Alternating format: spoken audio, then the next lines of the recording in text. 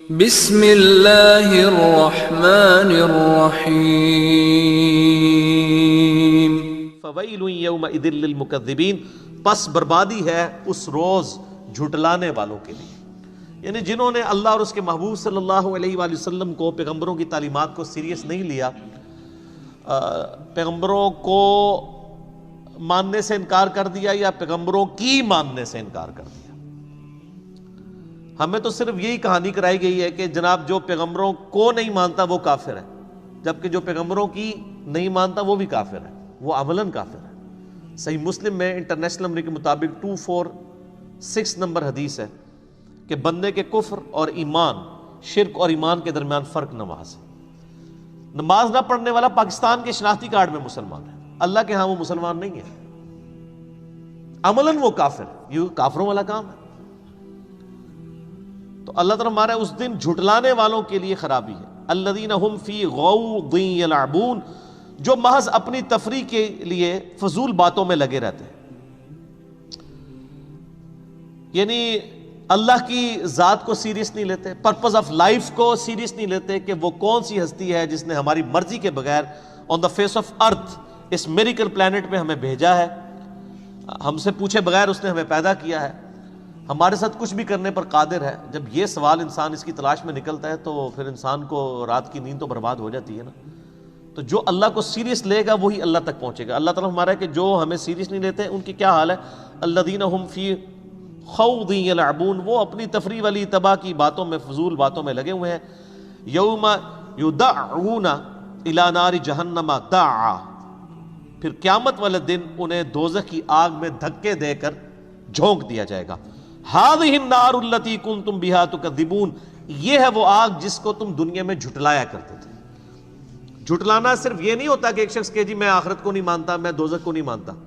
جھٹلانا یہ بھی ہوتا ہے کہ ایک شخص کہے کہ میں آخرت کو مانتا ہوں پھر بھی زندگی اپنی مرضی کی گزار رہا ہے۔ جو شخص دنیا میں زندگی اپنی مرضی کی گزارے گا نا، آخرت پھر اللہ کی مرضی کی ہوگی اس کے لیے، اور جس نے دنیا میں اللہ کی مرضی کی زندگی گزاری، آخرت وہ اپنی مرضی کی گزارے گا وہاں پہ۔ یہ پورا قرآن پاک کی تھیم ہی یہی ہے، پورے کا پورا قرآن پاک کا جو تانا بانا ہے وہ اسی گرد گھومتا ہے کہ دنیا کی زندگی عارضی ہے، اصل زندگی آخرت کی ہے، تم نے اللہ کے حضور پیش ہونا ہے۔ فذکر ان نفعت الذکری سیذکر من یخشی ویتجنبها الاشقی الذی یصلی النار الکبری ثم لا یموت فیہا ولا یحیی قد افلح من تزکی، بے شک کامیاب وہ ہوا، فلاح وہ پا گیا جس نے اپنا تزکیہ کر لیا، وذکر اسم ربہ فصلی، اور اپنے رب کا نام لے کر نماز پڑھی۔ بل تؤثرون الحیات الدنیا، لیکن تمہارا اصل مرض یہ ہے کہ تم دنیا کی زندگی کو پرائورٹی دیتے ہو، ترجیح دیتے ہو۔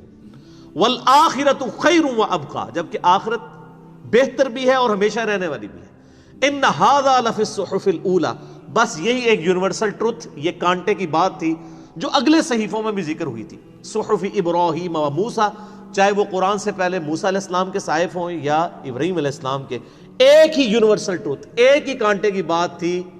قرآن پاک نے ان ساری دعوت کو ایک جملے میں لپیٹ دیا، بل تؤثرون الحیات الدنیا والآخرۃ خیر وابقی۔ تو اللہ تعالیٰ آتا ہے اسے پھر دھکے دے کے دوزخ میں پھینکا جائے گا۔ ہذہ النار التی کنتم بہا تکذبون، یہ ہے وہ دوزخ جسے تم جھٹلاتے تھے، چاہے اپنے عمل سے چاہے اپنے عقیدے سے۔ اور معذرت کے ساتھ مسلمان اپنے عمل سے تو دوزخ کو جھٹلا رہے ہیں۔ جسے پتا ہو کہ مجھے دوزخ میں جھونکا جائے گا پھر اس کی زندگی کیجول نہیں گزر سکتی، اللہ اور اس کے رسول صلی اللہ علیہ وآلہ وسلم کا باغی نہیں ہو سکتا۔ افسحر ھذا، کیا یہ جادو ہے؟ ام انتم لا تبصرون، یا تمہیں کچھ نظر ہی نہیں آ رہا؟ یعنی اللہ تعالیٰ کی طرف سے یہ ایک ٹانٹ والی، تانے والی بات کی جائے گی کہ دنیا میں تو یعنی تم قرآن کا مذاق بھی اڑا دیا کرتے تھے، آخرت کے بارے میں تمہارا بڑا کیجول ایٹیچیوڈ تھا، تو اب بتاؤ یہ جادو ہے؟ جب ہمارے نبی علیہ السلام تم پر آیات پڑھا کرتے تھے تو تم کہتے ہیں یہ تو اگلے لوگوں کی کہانی ہے، یہ تو جادوگر ہے، یہ مجنون ہے۔ تو یہ جادو ہے، اب تو فزیکلی آگ سامنے نظر بھی آ گئی۔ آپ دیکھیں اللہ تعالیٰ کی اتنی مہربانی ہے کہ اس نے مرنے سے پہلے آخرت کی ویڈیو چلا دی ہے کہ آخرت میں یہ کچھ ہونا ہے۔ یعنی یہاں پر ہم جتنے بھی لوگ بیٹھے ہوئے ہیں ان کو اگر یہ ویڈیو دکھا دی جائے کہ 10 منٹ بعد جب آپ یہاں سے کہیں نکل کے جائیں گے تو روڈ کے اوپر آپ کا ایکسیڈنٹ ہوگا اور آپ کو اپنا ایکسیڈنٹ ہوتا ہوا نظر بھی آ جائے، جناب آپ ادھر سے اٹھیں گے نہیں, تسی کہو گے ساڈی قبر بھی اتنے ہی بڑے جناب, اسی نہیں اتوں لے باہر نکل کے تو میں مر جاؤں گا. اور آخرت کی ویڈیو چلائی جا رہی ہے لیکن لوگ کیجول لائف گزار رہے ہیں. اس سے بڑی مثال میں دیتا ہوں, یعنی دنیا میں ابھی یہاں پہ جتنے بھی 60-70 قریب لوگ بیٹھے ہیں, میں کہوں جی میں نے ایک گولی چلانی ہے, ایک گولی جس کو بھی لگ جائے, میں کہتا ہوں جی 1000 بندہ بھی بیٹھا ہو نا سامنے اور میں کہوں میں نے ایک گولی چلانی ہے جس کو بھی لگ جائے, تو کوئی شخص نہیں سوچے گا کہ یار 1000 بندے ہیں منو ہی لگنی ہے آگے, کسی اور نہیں لگے گی, یار تھوڑے اور بندے بیٹھے ہیں. تو وہ سارے اٹھ کے دوڑ لگائیں گے. لیکن آخرت کا معاملہ بالکل الٹ ہے. بخاری مسلم میں حدیث ہے کہ آدم علیہ السلام کو کہا جائے گا کہ جنتیوں اور دوزخیوں کو الگ کرو. پوچھا جائے گا کتنے جنتی اور کتنے دوزخی, تو کہا جائے گا کہ ہر 1000 میں سے 999 دوزخی اور صرف ایک جنتی. اور بخاری اور مسلم کے الفاظ ہیں کہ یعنی جو بچے بھی ہیں نا وہ بھی غم کے مارے بوڑھے ہو جائیں گے کہ یہ کیا ہو گیا معاملہ. اور لیکن یہاں نہیں, یہاں تو کہہ رہے خیر ہے یار وہ ایک میں ہی ہوں گا, جو کچھ بھی ہے تیرے محبوب کی امت سے. عقل نہ ہوئے تو موجہ ہی موجہ, عقل ہوئے تو سوچے ہی سوچے, عقل ہوگی تو پھر سوچ آئے گی نا. اسلوہا فاصبروا او لا تصبروا سواء علیکم, اب چلو اس دوزخ میں چاہے صبر کرو یا نہ کرو تمہارے لیے دونوں برابر. تمہارے پاس کوئی چارہ نہیں ہے نا, کیا کرو گے؟ صبر کرو یا نہ کرو, چیخو چلاؤ یا خاموشی اختیار کرو, یہ عذاب تمہارا مقدر ہے.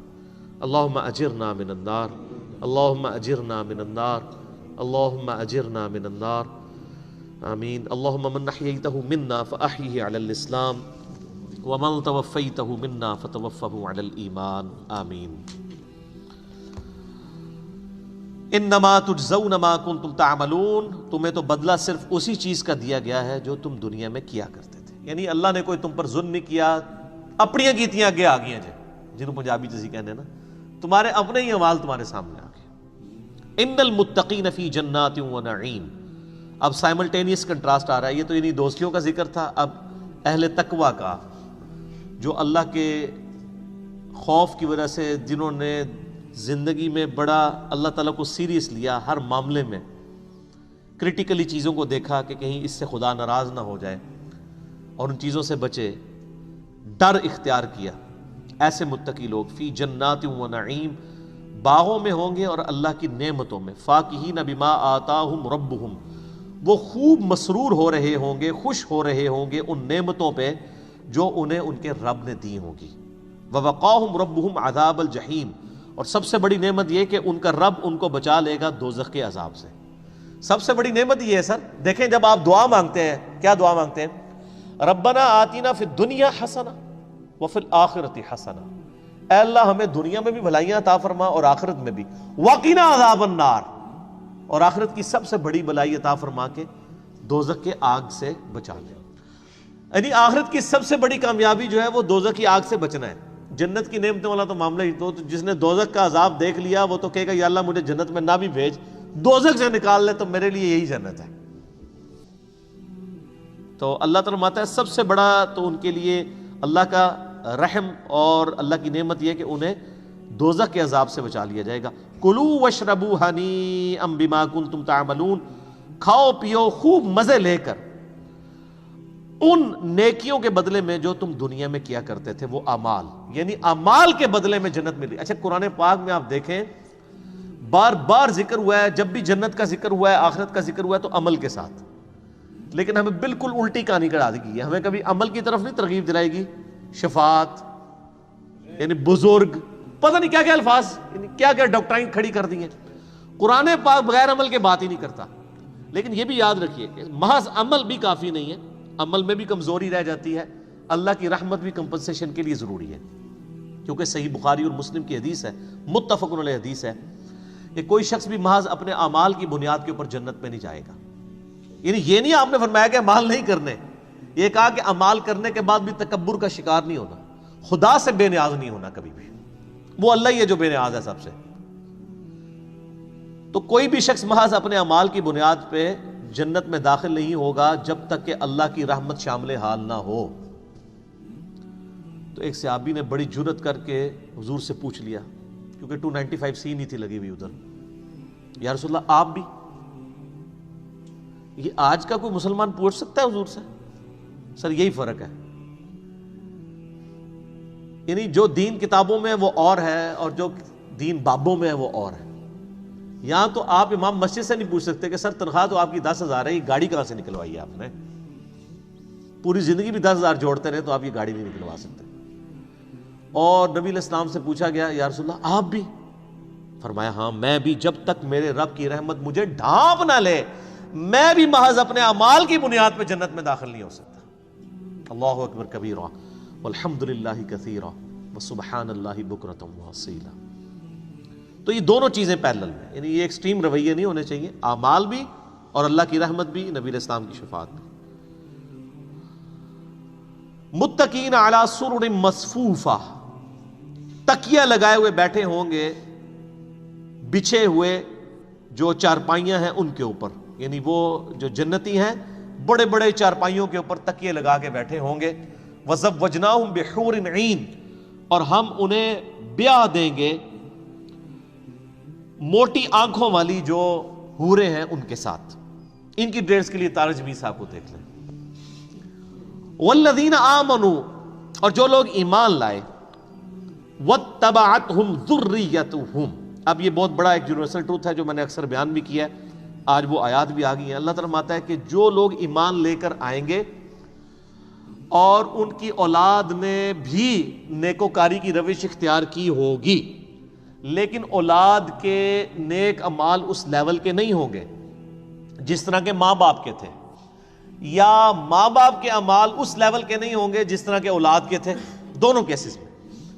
تو جس کا جنت میں مرتبہ اعلیٰ ہوگا نا، ہم اس کی اولاد کو اس کے ساتھ وہاں پہ ملا دیں گے، اگرچہ وہ نچلے لیول کے ہوں گے، صرف اس کے سبب ان کے اعمال کو کم نہیں کیا جائے گا۔ یعنی ایک بندہ جنت کی اگر 1000ویں منزل پہ ہے اور اس کی اولاد جو ہے وہ 30ویں منزل پہ ہے، تو یہ نہیں ہے کہ اس کو کہا جائے کہ آپ اپنے بچوں کے پاس یہاں آ جائے، بڑا شوق ہے تھلے آ جاؤ، نہیں، وہ نیچے والوں کو اللہ تعالیٰ اوپر کر دے گا۔ یا بچے اوپر تھے، ماں باپ نیچے تھے، تو ماں باپ کو پروٹوکول کے طور پر اوپر کر دی۔ یہ اللہ تعالیٰ کی رحمت ہے، جو بخاری مسلم دونوں میں حدیث موجود ہے کہ اللہ تعالیٰ نے مخلوقات کی پیدائش سے پہلے اپنے پاس عرش پہ یہ عبارت لکھ لی تھی کہ میری رحمت میرے غضب پر بھاری ہے۔ یہ رحمت کا تقاضا ہے۔ اچھا ہمارے انڈیا پاکستان میں رحمت کا تقاضا یہ ہے کہ مرضی دوویں جان ہی مٹھے باؤ، یعنی دونوں، یعنی ادھر بھی یاشی اور آگے بھی یاشی۔ حالانکہ وہاں یہ کہ آپ ڈیٹم لیول کے اوپر پاسنگ مارکس تو لیں، پھر اللہ تعالیٰ آپ کو بلند درجہ بھی عطا کر دے گا۔ یعنی بچے بھی پاس ہو کے جنت میں پہنچے ہوں گے سر، وہ یہ نہیں ہے کہ دوزخ سے نکالے جا رہے ہوں گے، پاسنگ مارکس ان کے پاس ہوں گے، لیکن ماں باپ کے پروٹوکول میں یا ماں باپ کو بچوں کے پروٹوکول میں اوپر کے درجے کی جنت میں لے جایا جائے گا۔ یہ بہت بڑی اللہ تعالیٰ کی طرف سے کرم نوازی ہے، یہ اس کا ذکر ہے۔ والذین آمنوا، جو لوگ ایمان لائے، واتبعتہم ذریتہم بایمان، اور ان کی اولاد نے بھی ایمان کے ساتھ ان کی اتباع کی، الحقنا بہم، ہم الحاق کر دیں گے، ملا دیں گے، ذریتہم، ان کے ساتھ ان کی اولاد کو، وما التناہم من عملہم من شیء، اور ہم ان جو ماں باپ ہوں گے جن کا اونچا درجہ ہوگا ان کے اعمال میں سے کوئی کمی نہیں کریں گے، بلکہ ان کی اولاد کے مرتبے کو بڑھا کے ان تک کر دیں گے۔ کل امرئ بما کسب رہین، ہر شخص اس چیز کا اسیر ہوگا جو اس نے دنیا میں اعمال کیے ہوئے ہوں گے، یعنی اعمال کے مطابق، یعنی اگر کوئی جنت میں پہنچا ہے تو اپنے اعمال کے سبب، اگر کوئی دوزخ میں جکڑا ہوا ہے تو اپنے اعمال کے سبب، اپنے اعمال کا گروی ہوگا۔ یہ رہین کا صحیح اپروپریٹ ٹرانسلیشن بنے گی گروی۔ اگر اس نے اچھے اعمال کیے ہوئے ہیں تو وہ اچھے اعمال کے سبب جنت میں پہنچ جائے گا، اور اگر برے اعمال کیے ہوئے ہیں تو برے اعمال کے سبب دوزخ میں پہنچ جائے گا، والعیاذ باللہ۔